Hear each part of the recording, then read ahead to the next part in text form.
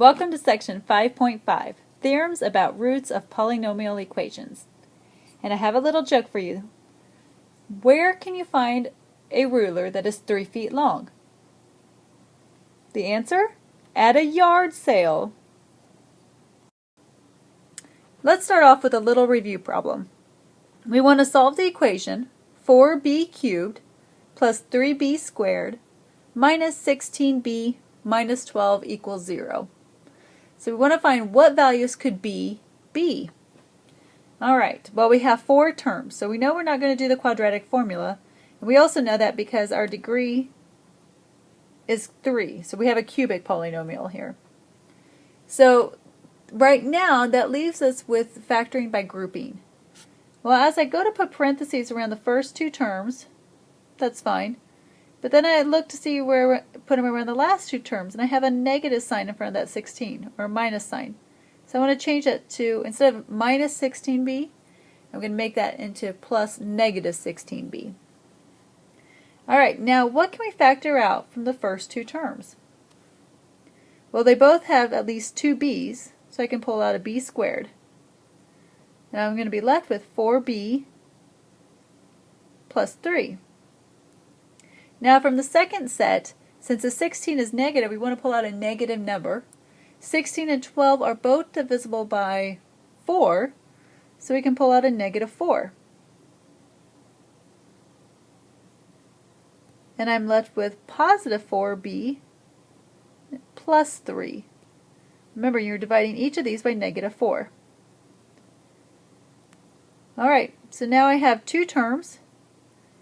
And look, 4b plus 3 is common to both of those terms. So now we're going to pull out that 4b plus 3. And we end up with b squared minus 4. Alright, so we have it factored. Now we're going to solve this, so we need to set each factor equal to 0.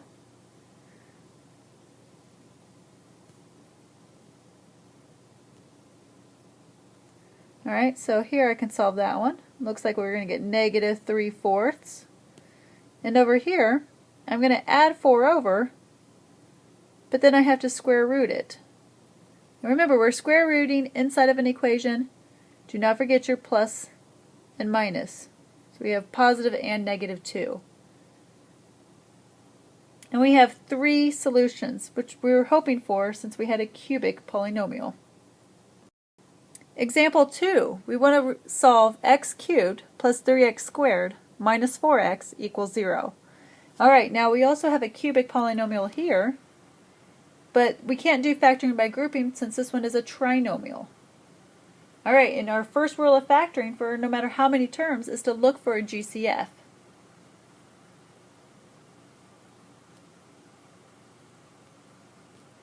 I'm going to let you finish this problem then, and I will check it in class time. Make sure you go ahead and solve for all solutions and then show me your answer. Moving on to new material, we want to talk about the rational root theorem next. And this theorem states every rational root, when the polynomial equals 0, can be found by the form p divided by q, where p is a factor of the constant and q is a factor of the leading coefficient. So if you have a highlighter with you right now, go ahead and pull it out. I want you to highlight constant term and highlight the term coefficient. What you're going to do then is basically you take your constant term, put it over your leading coefficient, also highlight leading please, and you're going to factor those 2 variables. If you have a real number 0, or if you have a 0 that is a real number, those values will occur in this list. And we're going to talk about what that looks like in the next example. So in this example, it says to find all the possible roots. Well, we're going to be using the rational root theorem then to do that. And you first need to identify your constant term. In this case, that's going to be 8. That is our p value. And our leading coefficient is 3. That's our q value. Remember, if your polynomial is in standard form, your leading coefficient will be the first coefficient, or the coefficient of the first term. So we are going to divide 8 by 3.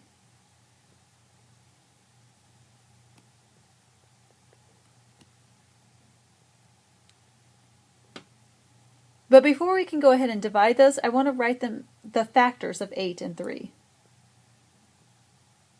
Well, the factors of 8 are 1, 2, 4, and 8. And the factors of 3, well, 3 is prime, so it's just going to be 1 and 3.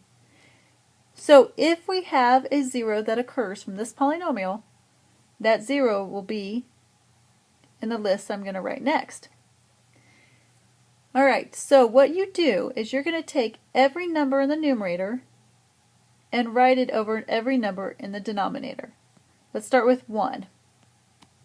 So we're going to write 1 over 1, which is just 1. And that could be a positive 1, or we might have it as a negative 1. We don't know the sign of the 0. These are just going to get us the absolute value of those zeros. Now I want to write 1 over 3. Again, that could be positive and negative too. Positive or negative. Alright, now let's take the 2. We want to write 2 over 1, which is just 2. Again, the 2 could be positive or negative. And now the 2 over 3. And we continue this throughout all of the numerators, all the terms in the numerator. 4 over 1, which is 4, or 4 over 3.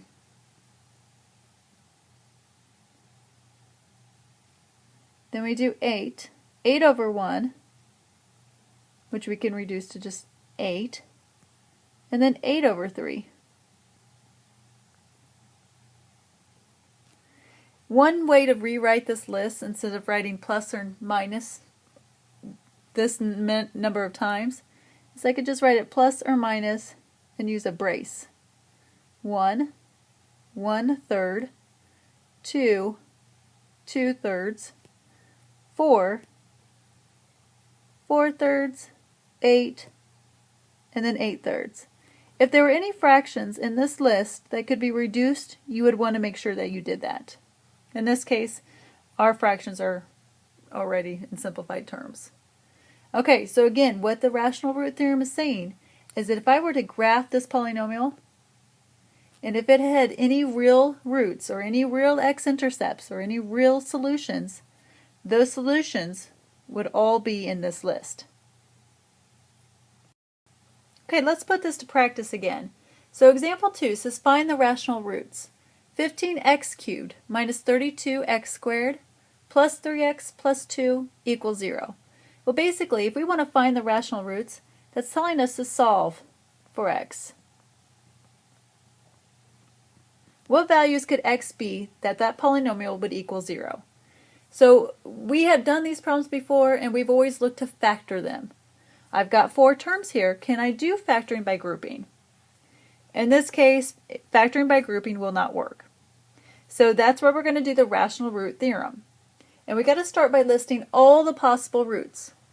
So I take my constant term, which is our 2, and I write it over my leading coefficient, 15. And again, I want to break down the factors of 2 and 15. Well, 2 is prime, so that's just going to be 1 and 2. Factors of 15 are 1, 3, 5, and 15. Oops, not 12.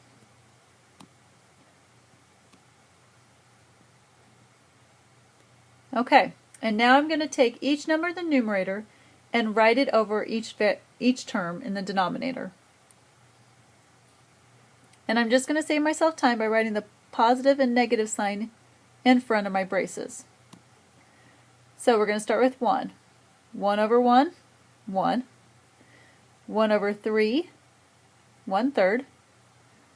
1 over 5, we have 1/5. And 1 over 15, 1/15. And then I'm going to do the same thing to 2. 2 over 1, which is just 2.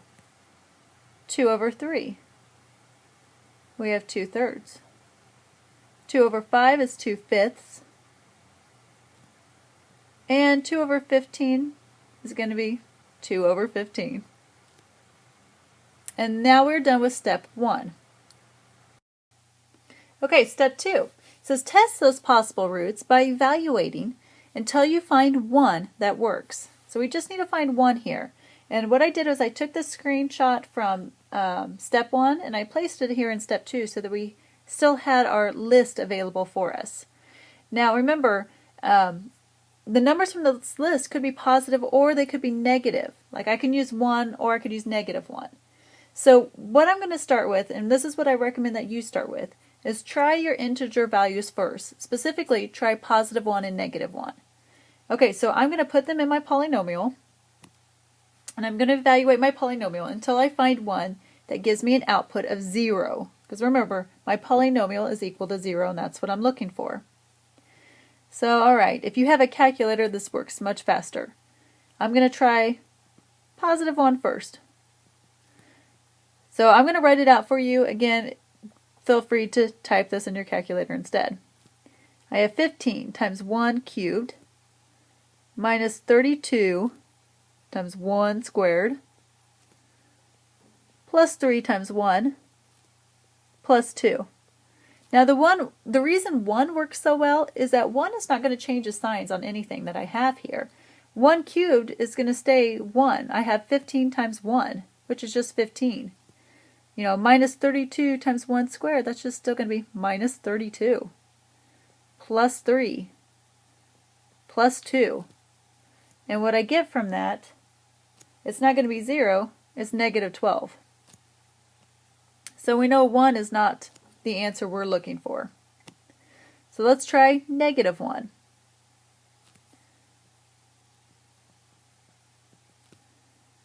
So I have 15 times -1 cubed minus 32 times -1 squared plus 3 times -1 plus 2. Now you should really be able to evaluate 1 and -1 in your heads. Alright, so we go ahead and we do that. I get, let's see, -15 minus 32 minus 3 plus 2. That's going to be -48. So again, not what I'm looking for. I want to get to that 0. So let's try 2. Alright, we have 15 times 2 cubed minus 32 times 2 squared plus 3 times 2 plus 2. This one has some potential here. Look at that, I get 0. So 2 works, okay? You're going to keep doing this until you find just one value that works. Once you get one that works, stop the evaluation process and then we move on to step 3. Alright, step 3 says use that root that you found and you're going to factor that polynomial using synthetic division. We know that 2 works. 2 is our root. Let me write down our polynomial function first. This is what we started off with, 15x cubed minus 32x squared plus 3x plus 2. Alright, so we know 2 is a root because it works. When we evaluated it, we got a result of 0. So what we're doing here is we're not necessarily, I guess you could call it as a check with synthetic division. We know that if you do synthetic division with a root, that we should have a remainder of 0, which we've already done with the evaluation process. However, synthetic division allows us to factor this polynomial and break it down into something that hopefully we can factor the rest of the way and find our missing zeros. You know, we're looking for 3 approximately. We're hoping for 3 real zeros. We'll see if we get that. So let's do the synthetic division process. You want to take the coefficients of your polynomial. We do not need any placeholders. And we're going to drop your mama. So 15. 15 times 2 is 30. Negative 32 plus 30 is -2. Negative 2 times 2, negative 4. 3 plus negative 4 is negative 1. Negative 1 times 2 is negative 2. And again, there's my remainder of 0, which I was already expecting. Alright, so by dividing this polynomial by 2 with synthetic division, we now have a polynomial, or resulting polynomial, of 15x squared minus 2x minus 1. Okay, so our last step, step 4. Now we want to set those factors equal to 0 and to solve. We're going to solve to find the remaining roots. So remember, when we did synthetic division from step 3, whoops, let me erase that. When we did synthetic division from step 3, we found the resulting polynomial 15x squared minus 2x minus 1. Alright, so that's a quadratic. You know, we might see if this factors, or you could look for the quadratic formula. But we're going to have to solve that equation right there. And I believe that one factors. Factors of 15, we're looking at, let's try 3x and 5x.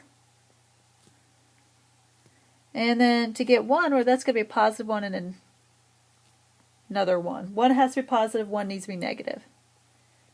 I'm going to try a positive with the 5x plus 1 and make the 3x minus 1 for my negative 1.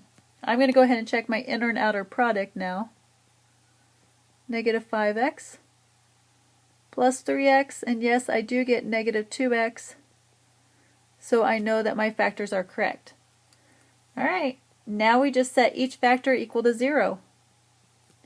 3x minus 1 equals 0. 5x plus 1 equals 0, and I can solve for x. Here I'm going to add 1, divide by 3, I get 1/3. Over here, I subtract 1 and divide by 5. Alright, I'm actually done with this problem. Now if you're thinking that we've only found 2 zeros, technically you're not correct. Remember, we found that first 0 when we did evaluation, when we got that 2. So the actual zeros of our original polynomial are x equals positive 2, 1/3, and negative 1/5. And if you check, all 3 of these values were in our list from step 1 because they are all real numbers. And we're done for the day. So what I want you to do is to go ahead and finish that second example, or that second review problem that we started off with, and then show me that, and we're going to practice the rational root theorem a little bit more in class. Also, I would like you to do example 3 on your notes. You're going to find the rational roots of 2x cubed plus x squared minus 7x minus 6, and we're going to check that in class as well.